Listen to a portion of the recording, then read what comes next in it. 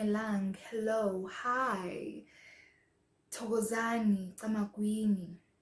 Welcome to my YouTube channel. This is Gogo Kwakhanya, your vessel of light. Please allow yourself to be present in the moment. Let this be your safe space. Today's video, before I start today's video, please do subscribe, like, turn on those notification bells, because trust me, this is going to be a channel that is worth your time. So before I start with the get to know me questions that I received from my various social media platforms, I'd like to cleanse the space. Whew. Gosh, let's get ready. Let's get ready for this positive energy, good vibes, purity of mind, purity of heart, good intentions. All right. So here we go. So I asked people to, this is a get to know me tag, so people sent in their questions. What would they like to know about me, about my spiritual gift, my calling, who am I, And the first question was, how did your journey start? Well, my journey started from the moment I was born. Literally, how I received my name was a telltale sign, but we didn't take note of it. But officially speaking, my ancestors really made themselves known explicitly to me last year. Last year, towards the end of the year, towards the end of August, that's when they started explicitly appearing to me, sending people in my direction. And that's when I realized that, okay, this is who I am. I have to accept it. This is me. And so I officially accepted my calling January this year, in January. So that's when it officially started, I guess. The second question is, what has been your breakthrough moment? So this question has to do with when did I realize that, okay, this is me. This is Gogo Kwakhanya. I realized this when last year, when so what that means is that your spirits, your ancestors that walk with you, they ignite, they wake up, they rise up, they make themselves known explicitly, where some people, you go into a trance-like state, where it's no longer you that is present, it's your ancestors. They're saying, hi, hello, we have arrived, honey, we are here. So that was literally my breakthrough moment, because previously I was very stubborn to the whole idea. I was like, sorry, I had my suspicions, but I was still like, no ways, that's not what it is. It's probably because I'm someone who's very easily to access. That's why they are using me to send messages. That's why I'm dreaming the dreams that I dream. That's why I have deja vu. All these things that are happening in my life is just because I'm just easy access, honestly. I've always been in tune with spirituality. I've always been inquisitive about spirituality and haven't necessarily liked to be boxed in a certain religion or a certain faith. So I've always been free-flowing. I've just been that person. So I believed perhaps that's why I'd get these messages. I didn't necessarily think that I have a calling. So, and the next question, I believe I answered that question thoroughly. The next question is, what motivated me to start this channel? So starting this channel has been something that's been on my mind for a very long time, probably years now. 2 to 3 years, it's been on my mind, but I never wanted to start a channel that wasn't authentic to me and who I am. So I didn't start because I was still trying to figure out who exactly that is. And then a phone call that I had with a friend not so long ago, last week, he randomly called me. We had a random conversation, and then it ended up with him grilling me on how I'm actually just sleeping on myself, honestly. There's so many things that I want to do and I want to achieve for myself, but I'm still stuck in the not believing in myself. And me not believing in myself is saying that I don't believe in my ancestors, I don't believe in souls, I don't believe in the higher power that is God, you know. So he really shook me. He really shook me, and I was like, it is time. The time is now. I'm the most authentic I've ever been, and the channel, the content I'll have to share with you is something that I'll be passionate about, something that I can be consistent in. So that's how I started the channel. That's what motivated me to actually get going. So the next question is, how's the relationship with your family since you're calling? This question links to the next question where the person asks, another person asks, was your family forthcoming when I told them, okay guys, this is who I am? So my grandmother is very Christian based. She's the head of the church. She's in, like, she is definitely religious. So I wouldn't put her as someone, I wouldn't classify her as someone who necessarily believes in ancestors and all those things like that. But my mother, as much as she is Christian, she subscribes to Christianity, she has always been open-minded. I guess she has always allowed me to be, to figure out what is it that I believe in, what am I interested in, what speaks to me, what resonates to me. She's always been that type of person, even though there were times where she'd be like, not in my house, you know, not in my house. You can do ABC, you can burn your incense, you can buy your crystals, all that stuff like that, but not in my house. Please understand that in this household, this is the faith, this is the belief. So coming out surprisingly, telling them, guys, you know, I think this is actually what's happening to me. I don't necessarily think they had a choice. They didn't have a choice, because when it gets to the point where when I'm going out, when I told them about what happened, that's when they also realized that, gosh, it is here. This is real. Never mind what I believe in, never mind what they believe in. This is the situation currently, and the only way is to accept it.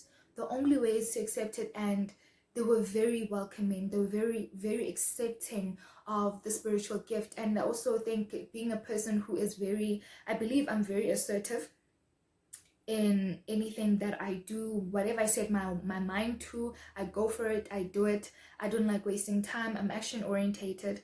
So when I told them with the intentions of moving forward, getting things done. This is who I am, so I need to start living it. So it's either you're with me or you're not, you know.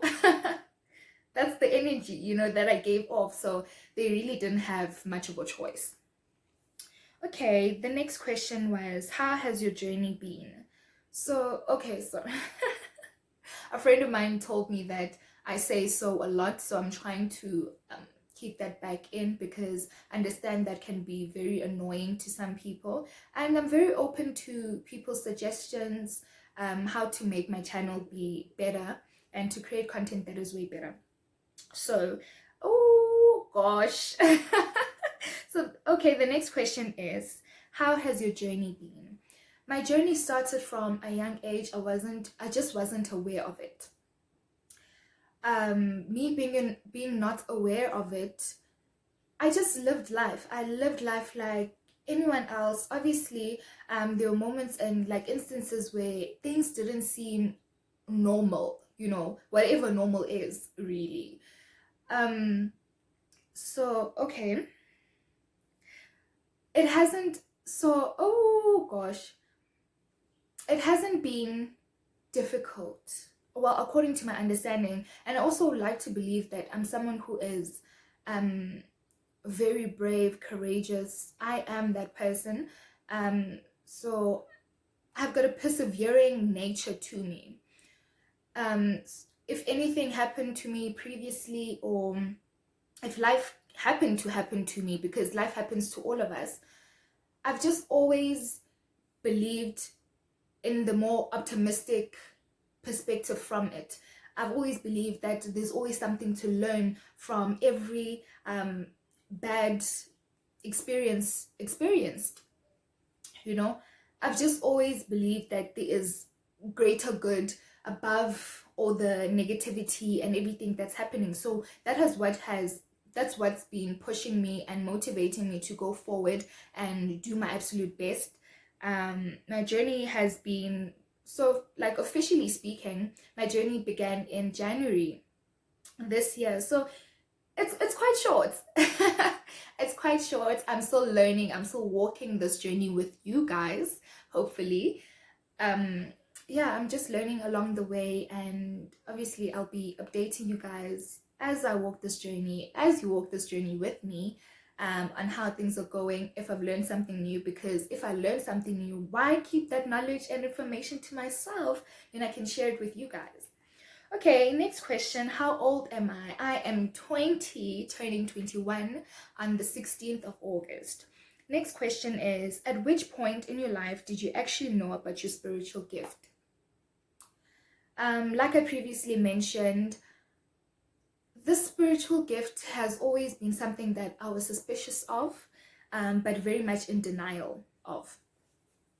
Things would happen, I would have dreams, I would have premonitions, deja vu moments. I would, like, my gut instinct has always been very strong, and my instincts have always been very on point about things.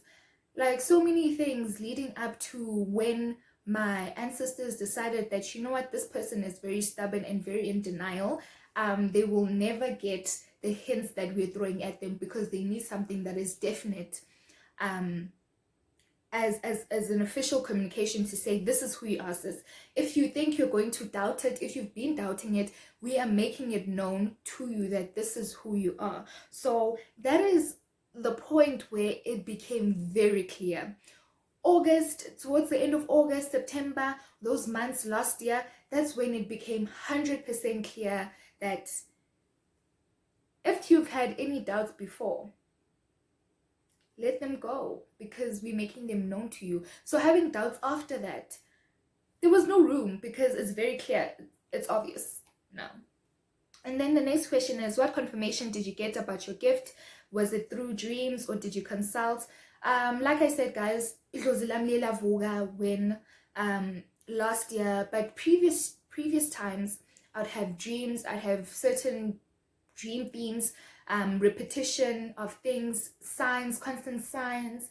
Whenever I'd be going through a transformation, a transition in my life spiritually, I'd constantly see signs like synchronicities, seeing numbers such as 111, 000. You know, I'd see all these things happening, and people would, closer to August, the end of August, when my ancestors were like, enough is enough, the time is now, people started coming to me, telling me that this is who you are, this is what these people are saying, this is what the underground gang is saying.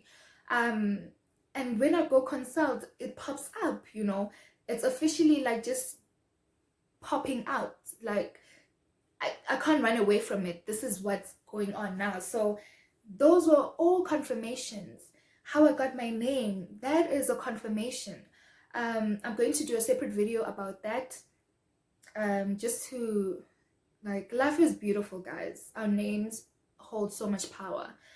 Okay, next question is, do you come from a Christian family, or one that subscribes to Christianity and acknowledges ancestors? So I believe that I answered this question previously about how my grandma is very Christian. She is Christian as they come.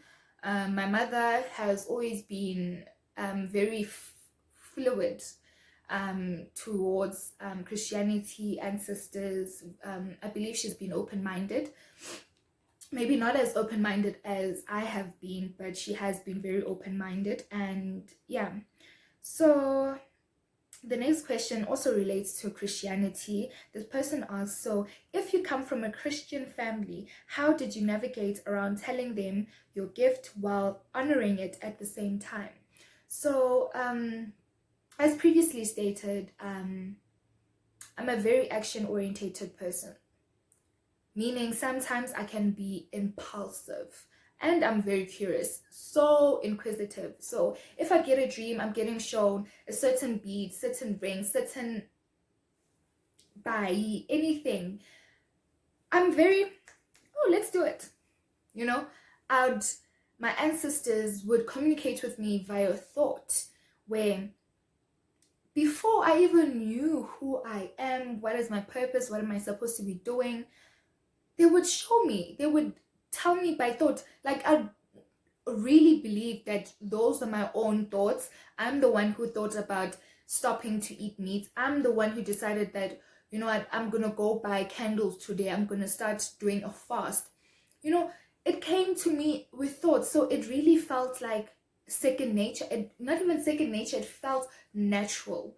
So and with this thing, with it feeling natural, it felt very easy to tell um my family, as much as like I'd constantly tell them, oh, I had this dream. And my grandma, for example, wouldn't be so receptive. She would be reluctant to answer or even say anything, because it's just like, okay, I'm not about that life.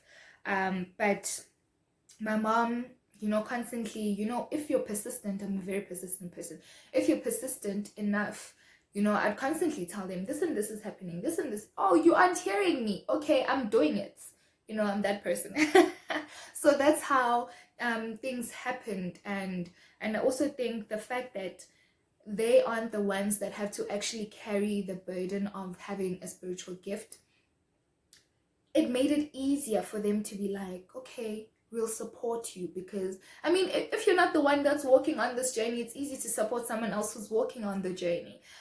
So, and also the fact that I'm so young, I don't have a car, I don't have a house, you know, like I believe there's little for me to lose.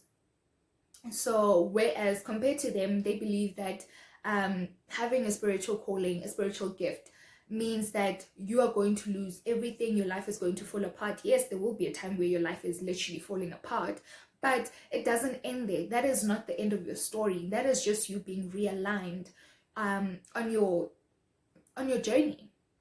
So it was very easy for them to be accepting of me when I said, hi, welcome, this is me, you know. And then the next question is, do you think that your chosen career, which is psychology, was chosen by your ancestors as a healer? And if so, do you think that ancestors plus God influenced the things around us, as such as thoughts and interests? Like I said, guys, my ancestors most of the time talk to me through thought. They talk to me through thought. So it really feels so natural when I do things, when I decide this is the career path that I'm going in, because I genuinely believe that those are my thoughts, you know. But I'm constantly being realigned through thought, where sometimes, yes, I go on and do my own thing, but then a random thought would come, or a random feeling where I'm just like, I feel like there's more to this. I feel like there's more to life than what I'm doing currently. And I'd constantly be in conflict with myself if I was doing something that wasn't authentic to me. So psychology has always been something that I've wanted to do, and I believe that that thought was placed in my head. You know, that feeling, that passion that I have towards psychology was placed in my head, and I'm living my truth as I go. Every single step that I take, I'm living my truth. I'm living my ancestors' wildest dream, because I'm constantly being aligned to the path that I've set for me. And you know what? Some people might say that you lack control. You lack control in the sense. So what decision does Elona actually take? And my idea is that you are being guided. You're literally being guided. You're being helped to reach your potential, to reach your highest self. Who wouldn't want that? Who wouldn't want that? Like, must you suffer first before you can realize who you are? Must you live inauthentically first before you can be all that you are? You know, that is my question half of the time. And anything that is outside of your path, that takes a detour, you know, will always align you back, will always redirect you back to your path. So rather live authentically from the go, from the jump. Do you. And the last question is, how do I balance being a young Sangoma and my day-to-day life? So how I balance that, guys, I balance that by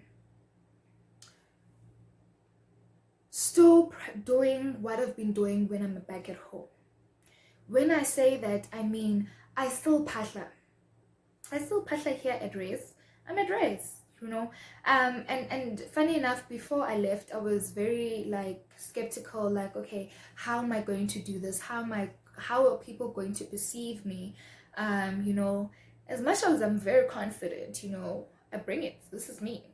But I still had those thoughts in my head, like, how will this be received? Will I be able to still be authentically me and be at ease in my own space, being at Race? So before I left, before you leave home, you need to announce and be like, hey guys, I'm leaving, you know, I'm going to where, this is where I'm going to be staying, this is where you can find me. And then when you arrive at Race, you do the same things. Be like, hey guys, I'm here, I've arrived, this is where I'll be staying, you know. Having that constant communication with your ancestors, amadlozwako, your spiritual guides, whatever you want to call them, having that constant communication allows for your life to be a whole lot easier and less communicated. It's because you already know what you need to do. You know what you need to do. So why complicate your life but not doing it in the first place? So doing your usual things, like perhaps here at Res, you might not have the full set, but there will be understanding. There'll be understanding that, you know what, she couldn't bring everything here at Res because, you know what, this living situation isn't permanent, number one. And also the fact that you're at Res, you're surrounded by different people's spirits, energies. You're constantly intermixing with them. And you can't have your sacred space constantly be influenced by all of that. So our ancestors are very understanding. I think that's one thing people miss. We always want to paint our ancestors as people who are unfair and all these things, which is understandable at some point when you're still going through the whole awakening phase, because your life does fall apart. Honestly, your life falls apart, you don't understand what's going on, nothing is working and so forth. And that's only to make you realize who you are, to realign you to your purpose, to realign you with your ancestors. So how you balance that is still by continuing to live authentically at Race, meaning your space needs to be sacred. Not every Tom, Jack, Jill, Harry, everyone can be in your space. Not everyone can keep on doing up and down, up and down. That's a mixing of energies. Your space is sacred. Your space is very sacred. And when you arrive at Race, cleanse your space. Cleanse your space, clear out the energy, the previous energy that was staying in your space. Whatever might have happened when you weren't here in your space, cleanse it. Use incense, use whatever method of cleansing that speaks to and resonates to you. And with that, we ourselves also bring back energy from outside that we carry with us. So it's also very important that we cleanse ourselves to be always pure in our beings, pure in our essence, pure in our actions, intentions. That allows for easy flowing of energy. It really allows for easy flowing of energy and being able to balance these things. And these things, you know, you do your usual rituals, ya pasha, you do all these things, you cleanse your space. During the day, you're what? You're studying, you're busy with schoolwork, weekends, you can go out, you know, you can still keep your social life going, you can still keep your academic life going, as long as you understand that there's a time for everything. There's a balance between you as Upipilo, as Tabang, as Katlejo, as Lebogang, as Elona. There's still that balance. There's balance between this person and what you've been called for. So that's how I make sure that I balance my energy, I balance myself, I balance my environment, I balance being a young spiritual healer in this space and life in general. So we already know what we need to do. So that will be the end of the video. That will be the end of the video. Thank you guys for the questions that you have asked. I really do appreciate people who have interacted with me, who will still interact with me. I know you'll stay. So if you haven't subscribed yet, please do subscribe. If you haven't liked this video, like this video. And if you haven't turned on that notification bell, what are you waiting for?